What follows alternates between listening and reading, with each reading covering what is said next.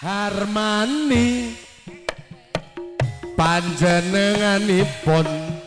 nembe rampung mriki tanggalipun 24 April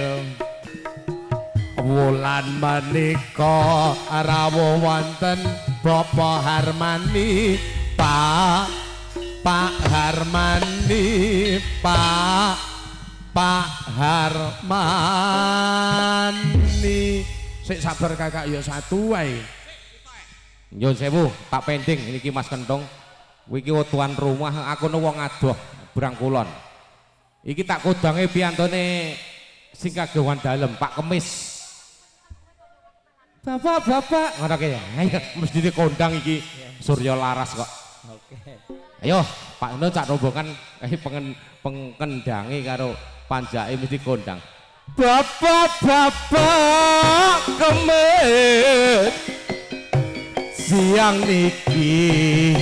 nanggap seniwati kanca mabuk sami angrawuhi mugi-mugi Bapak Kemis dongane bati Bapak Kemis Bapak Kemis ayo lanjut ibu-ibu Kemis siang niki nanggap seniwati kanca mendem sami angrawuhi mugi-mugi Bapak Kemis dongane bati Bapak Kemis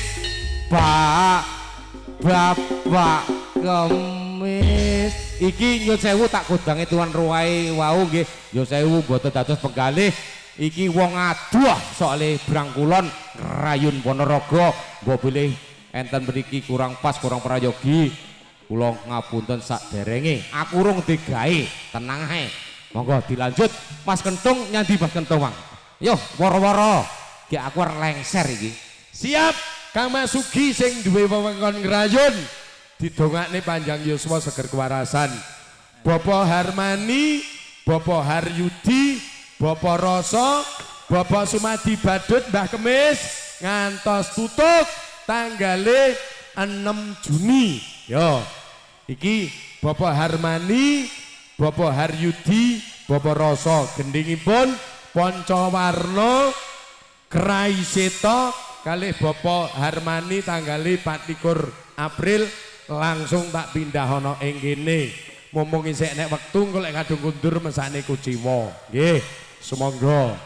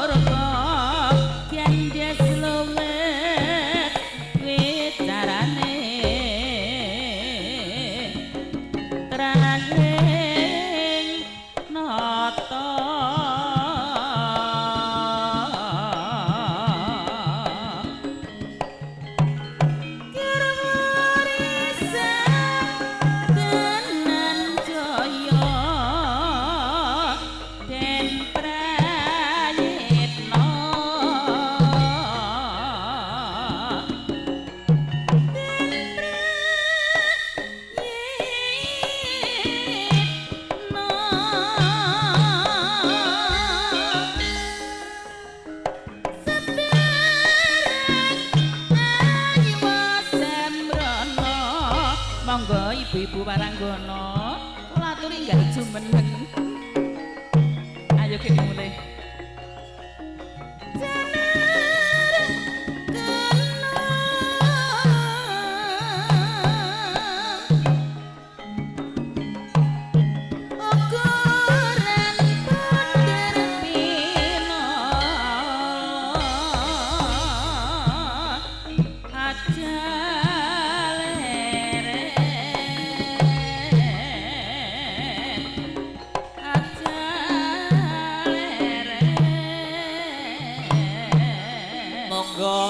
sampun pikantuk sampur kasuwun kalih jumeneng.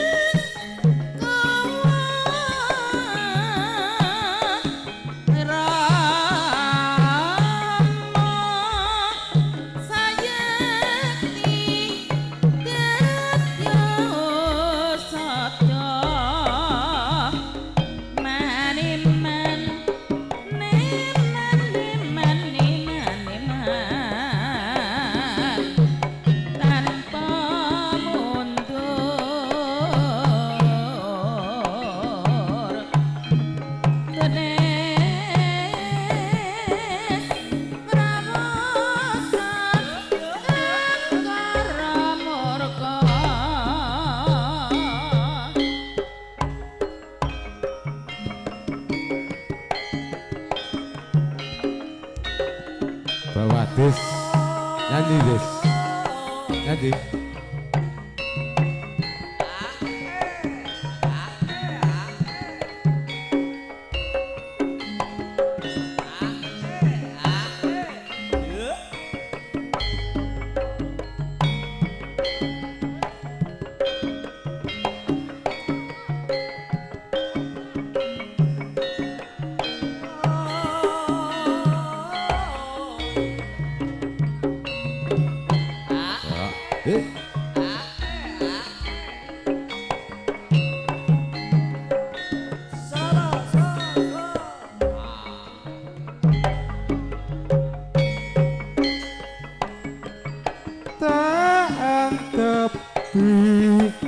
jiwa raga tekan pati denyatane tega tegel angot cati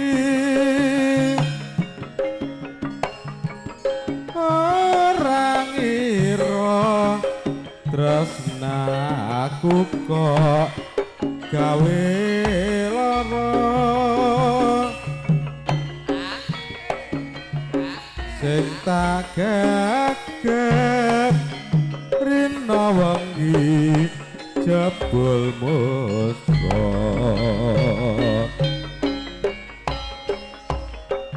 kaya ra kuat bebasane saya arep nekat mong kasmaran wanci turu ambung leliduran kamar mancung jinupat lakon iki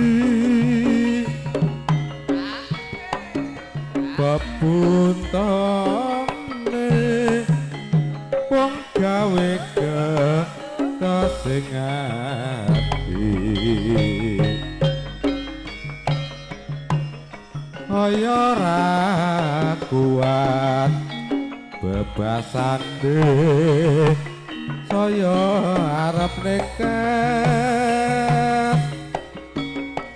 mong kasmaran wanci turu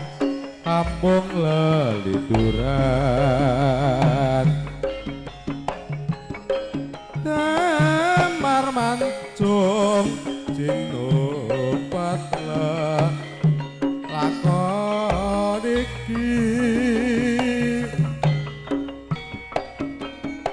bebuntone wong gawe kesing